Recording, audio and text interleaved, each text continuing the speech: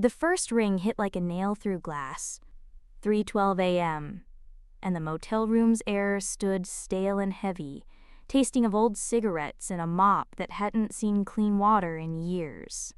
She had driven until the freeway emptied, until the billboards gave up, until the single neon sign that read vacancy bled its red pulse into a lot no one used anymore. She paid cash at a window with a bell that didn't work. She didn't give her name. She didn't mean to stay long. But the phone still found her. It sat on the nightstand like a fossil. Beige plastic, sun-yellowed cord curled into a sleeping serpent. It shouldn't have worked. The motel, according to every map she'd checked, didn't even have a listed line. Still, ring, ring, ring. She picked up anyway, because people always do, not out of courage, but habit. Static crawled along the wire, a wet whisper of electricity. Beneath it came breathing. Not the clean inhale of a healthy chest. No, the drag of damp lungs, the scrape of a throat that had learned to whisper through hurt. "Mara," the voice said, and the name crashed through her like the first cold wave of winter. She hadn't written that name on any form in months. She hadn't said it to the gas stations or the diners or the cops asking if she'd seen anything unusual. "Don't open the blinds," the voice said, almost gentle. The neon flared on the ceiling. Red, black, red. Mara's hand had already lifted. When a stranger tells you not to look, something mean inside you looks. The vinyl slat stuck for a second, then snapped up with a dry clatter. The lot looked empty, the asphalt checked with oil ghosts. The pool beyond was a green oval under a tarp. The office door sat shut. Except, down where the light died, at the far lip of the lot, someone stood. Not moving. Not smoking. Just placed there like a punctuation mark at the end of a sentence she hadn't finished reading. She dropped the slats. The plastic teeth rattled. "Good," the voice said, pleased and tired. "Not yet." The line thumped softly, as if a finger tapped the mouthpiece from the other side. "I'm going to call again," it promised.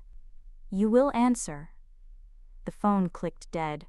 The room somehow seemed to exhale. Mara held the receiver to her ear, long after the dial tone failed, as if deliberation could rewind a choice she'd already made the second she pulled into the red light of the sign. She dreamed of elevators with no buttons, of hallways that arced like ribs. When the second call came, the clock bleated 3:12, and the air had cooled, the kind of cold that curdles milk. Mara snatched the receiver before the first ring finished. No hello. No challenge. She listened. The static had multiplied into voices, dozens of them, whispering out of sync the way a crowd prays in different languages. She couldn't pull words from them, yet meaning slid under her skin. Keep counting, keep breathing, don't let the door close. "Who are you?" she asked, and heard something smile in the wires. The voices fell away like a curtain drawn by an unseen hand. Then the same voice as last night, hoarser, closer. "Look behind you." Mara turned slowly. The room gave her back only the ordinary. The too small dresser, the bolted chair with its scar of duct tape, the motel Bible swollen from humidity. But the mirror above the dresser had cracked during some forgotten fight. The crack split her reflection into versions.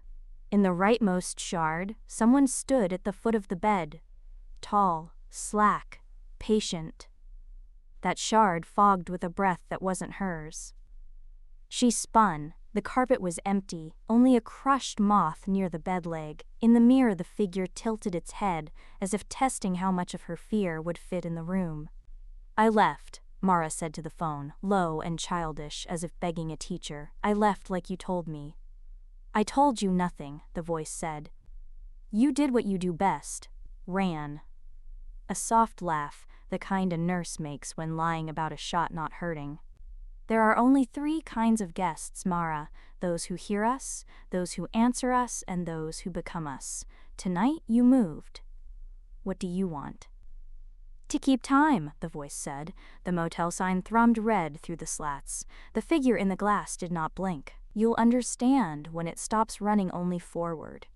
the line hissed, and for a second she heard traffic, impossible this far out, like waves trapped in PVC. "Close your eyes," it said. "Count backward from 10, don't miss a number."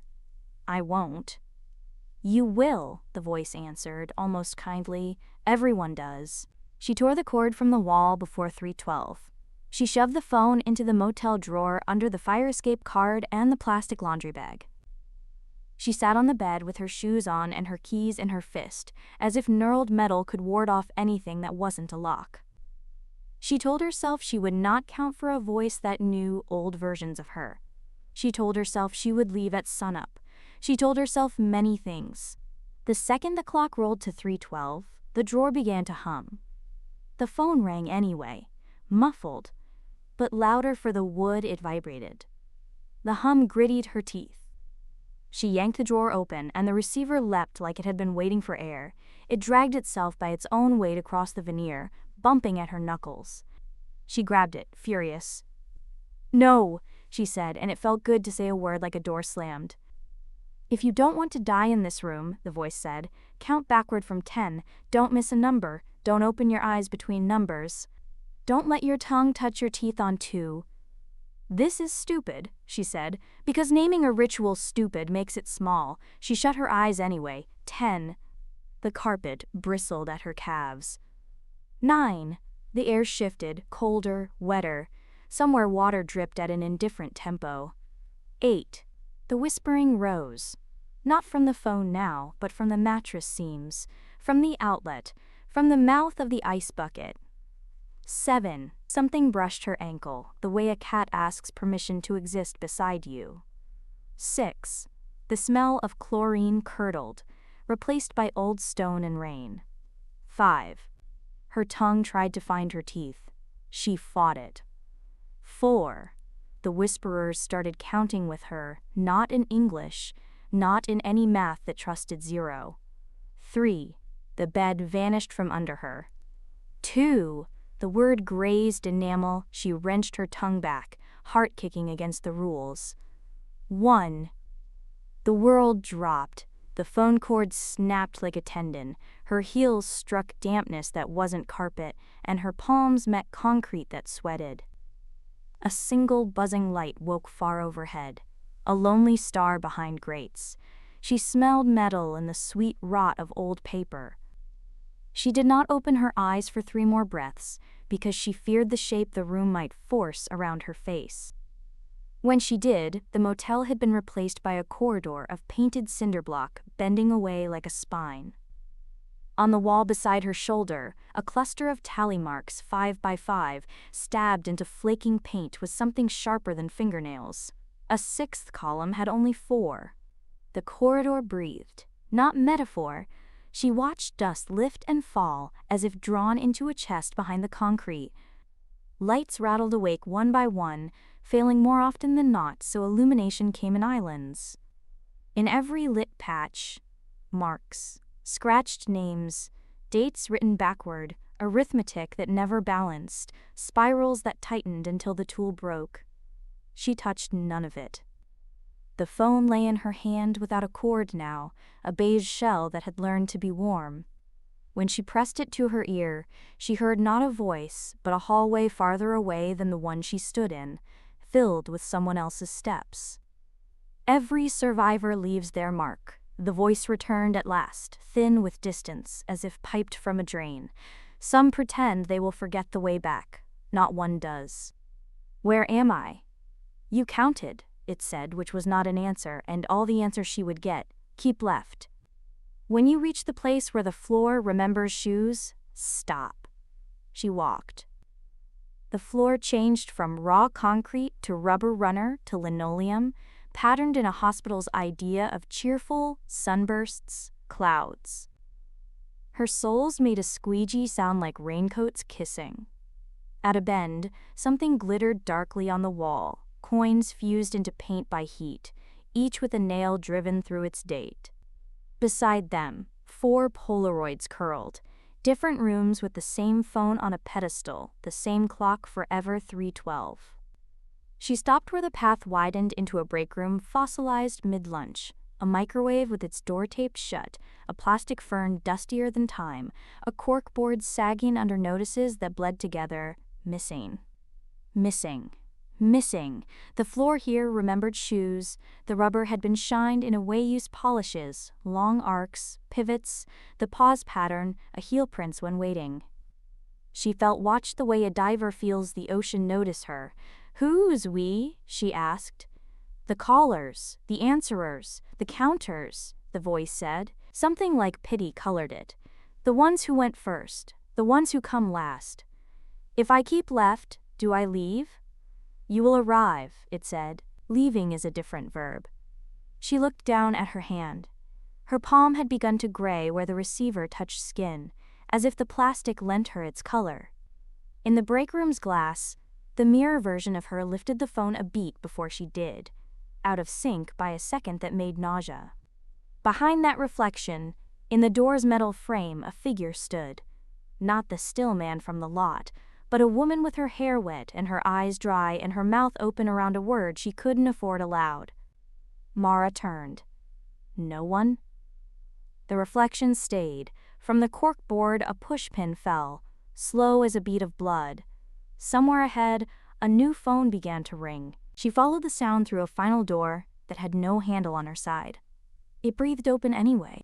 Inside waited a small room she knew too well. Not the motel exactly, but its idea. Bed, chair, dresser, Bible, blinds, phone. The receiver sat on a pedestal like a saint's bone.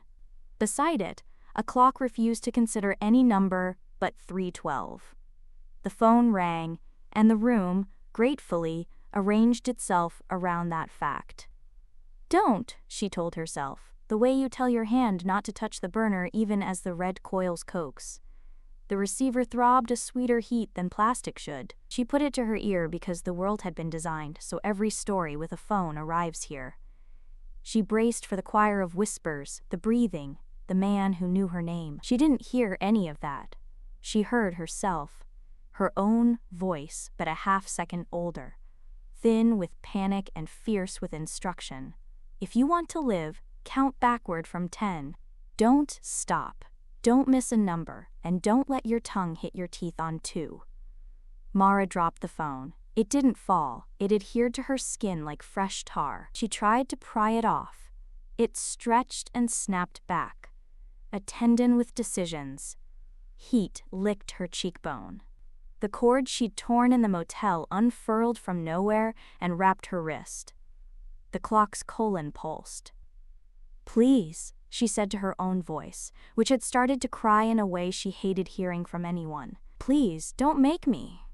"You'll make the next call," her voice said, and now it wasn't pleading. It was weary, a nurse at shift's end, a switchboard that had outlived the town. "You'll tell her not to open the blinds yet. You'll keep time, because time kept you." "I won't."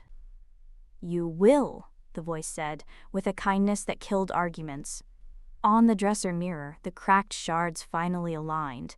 In them, she saw the lot, and in the lot, the figure at the far lip of light. Not some stranger. Her. Farther along the loop. Later. The phone cooled against her skin, accepting. Somewhere above ground, a neon sign wavered. Somewhere, a woman who had driven too far with not enough gas money turned into a parking lot. Because red light makes promises, blue light won't dare. The clock didn't move.